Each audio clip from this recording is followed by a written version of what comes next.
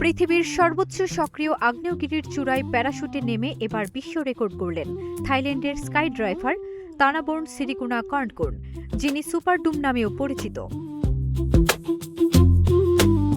৪৮ বছর বয়সী এই বিশ্ববিদ্যালয় শিক্ষক ও রিয়েল এস্টেট উদ্যোক্তা গত ১৪ মার্চ চিলির বিখ্যাত আগ্নেয়গিরি ওহোস দেল সালাদুর উপর সফলভাবে অবতরণ করেন। সমুদ্রপৃষ্ঠ থেকে যার উচ্চতা প্রায় ৫,৪৪২ মিটার বা ১৭,৮৫৪ ফুট।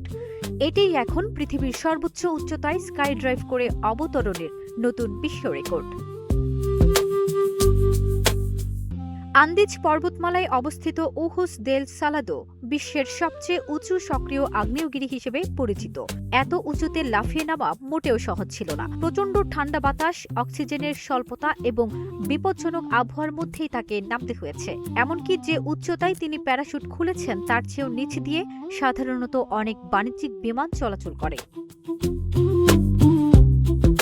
রেকর্ড করার পর নিজের অভিজ্ঞতা জানাতে গিয়ে সুপারডুম বলেন, আকাশ থেকে নিচের দৃশ্য ছিল অবিশ্বাস্য সুন্দর। বিভিন্ন খনিজের কারণে আগ্নেয়গিরির চারপাশে তৈরি হয়েছিল রঙিন এক পরিবেশ, যা দূর থেকে অনেকটা রংধনুর মতো দেখাচ্ছিল।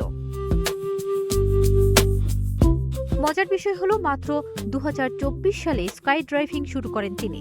এরই মধ্যে ১,২৫০ বারের বেশি আকাশ থেকে লাফ দিয়েছেন তিনি। সিরিকুনাকর্নকুন জানান, তিনি চান তার এই অর্জনের মাধ্যমে বিশ্বজুড়ে থাইল্যান্ডের নাম আরও পরিচিত হোক।